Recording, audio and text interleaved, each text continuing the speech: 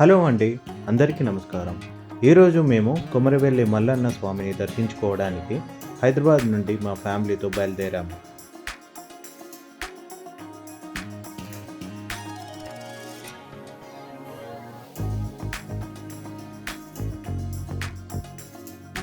మేము ఉదయం 8 గంటలకు బయలుదేరితే కొమరవెల్లి చేరేసరికి మాకు 2 గంటల సమయం పట్టింది.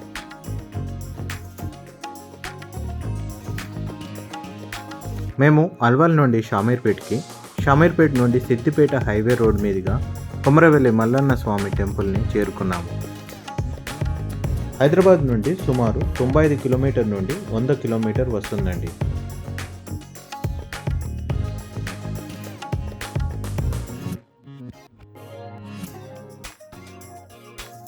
ఇలా కొంత దూరం వెళ్ళాక కొమరవెల్లి ఆర్క్ 1 కమాన్ వస్తుంది. ఇక్కడి నుంచి డిస్టెన్స్ 4.4 కిలోమీటర్స్ ఉంటుంది టెంపుల్కి. దారి మధ్యలో కొన్ని ఊర్లు వస్తాయి. ఇదేనండి కొమరవెల్లి శైవ క్షేత్రం. ఇదేనండి కొమరవెల్లి మల్లన్న స్వామి దేవాలయం.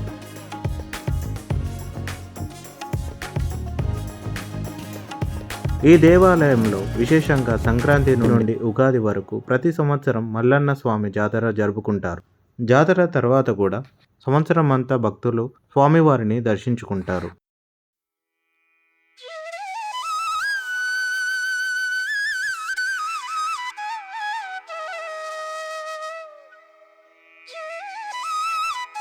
కోరిన కోరికలు తీర్చే కొంగు బంగారు స్వామిగా కొమరవెల్లి మల్లన్న స్వామి ఇక్కడ కొలువై ఉన్నాడు. కోరిన మొక్కులు తీర్చినందుకు మొక్కుబడిగా భక్తులు పట్నాలు ఒగ్గు పూజారులతో జరిపిస్తారు. కొమరవెల్లిలో మల్లన్న స్వామితో పాటు రేణుక ఎల్లమ్మ, కొండ పోచమ్మ అమ్మవారు కొండపై కొలువై ఉంటారు. మల్లన్న స్వామి సాక్షాత్తు ఆ పరమశివుని అవతారంగా భావిస్తారు. ఎన్నో మహిమలు కలిగిన మల్లన్న స్వామి పురాణ కథల ప్రకారం ధనాలకోటకు వెళ్ళి ధనం తెచ్చాడని, మక్క రాజ్యం వెళ్ళి బండారి తెచ్చాడని, పుట్టల నుండి వెండి గొర్రె పైడి గొర్రె పుట్టించాడని ఎన్నో కథలు పురాణాలలో పేర్కొన్నారు. గుడిలో కనిపిస్తున్న ఈ గంగరేగి చెట్టుకు కల్పవృక్షంగా భావించే భక్తులు బంతిపూల దండలను సమర్పిస్తారు.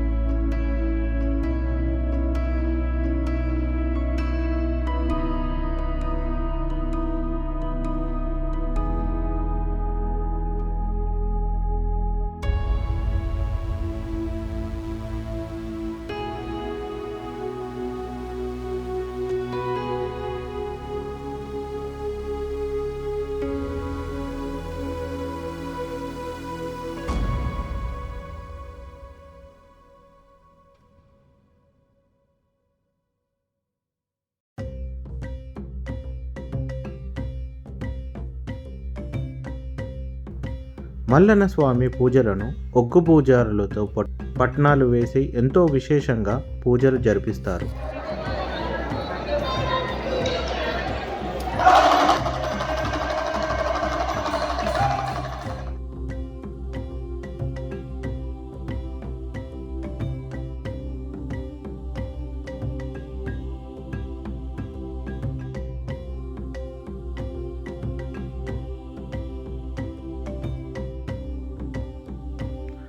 కొమరవెల్లి మల్లన్న స్వామిని దర్శించుకున్న తర్వాత ఖచ్చితంగా కొండపోచమ్మ, రేణుక ఎల్లమ్మను దర్శించుకోవాలని మల్లన్న స్వామి దగ్గర అమ్మవార్లు మాట తీసుకున్నారని స్థల పురాణ కథలలో పేర్కొన్నారు.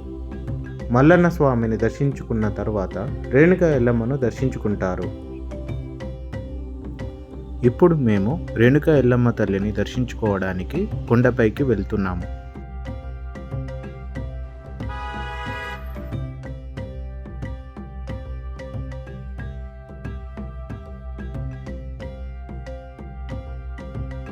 మల్లన్న స్వామిని దర్శించుకున్న తర్వాత ఈ విధంగా కొండపై కొలువై ఉన్న రేణుక ఎల్లమ్మ తల్లి దేవాలయానికి భక్తులు చేరుకుంటారు.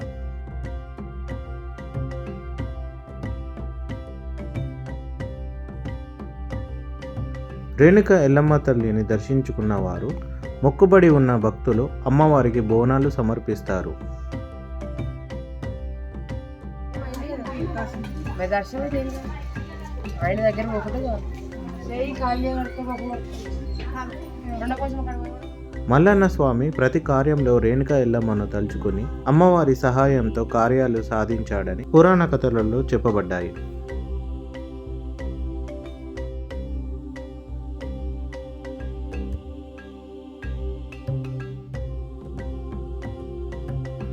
రేణుకా ఎల్లమ్మ తల్లిని దర్శించుకున్న తర్వాత మేము కొండపోచమ్మ తల్లిని దర్శించుకోవడానికి వెళ్తున్నాము.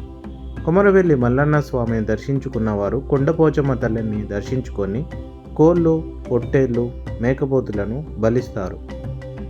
కొండపోచమ్మ తల్లి దేవాలయం సుమారు కొమరవెల్లి నుండి 12 కిలోమీటర్ల దూరంలో ఉంది.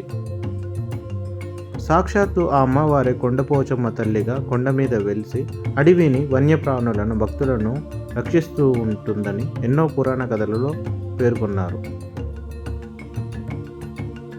ఈ విధంగా కొండపోచమ్మ తల్లి దేవాలయాన్ని మేము దర్శించుకున్నాము. ఈ విధంగా మల్లన్న స్వామిని దర్శించుకున్న తర్వాత భోజనం చేయడానికి ఒక చక్కటి స్థలాన్ని చూసుకొని మా వెహికల్ని అక్కడ ఆపి మేము తెచ్చుకున్న ఆహారాన్ని, ప్రకృతిని ఆస్వాదిస్తూ పచ్చటి పొలాల మధ్య మా ఫ్యామిలీతో అందరం కలిసి మల్లన్న స్వామి దర్శనం గురించి, రేణుకా ఎల్లమ్మ గుడి గురించి, కొండపోచమ్మ దేవాలయం గురించి మరొక్కసారి స్మరించుకున్నాము.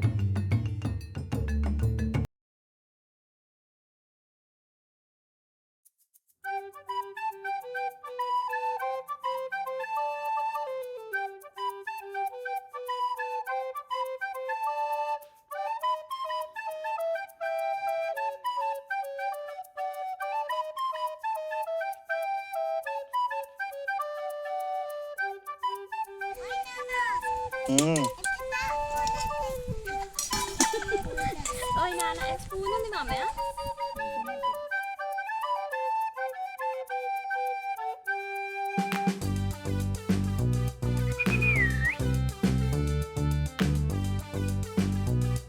కొంత సమయం అయ్యాక అక్కడ విశ్రాంతి తీసుకున్న తర్వాత తిరిగి హైదరాబాద్కు ప్రయాణమయ్యాము. ఏం చేస్తున్నావు?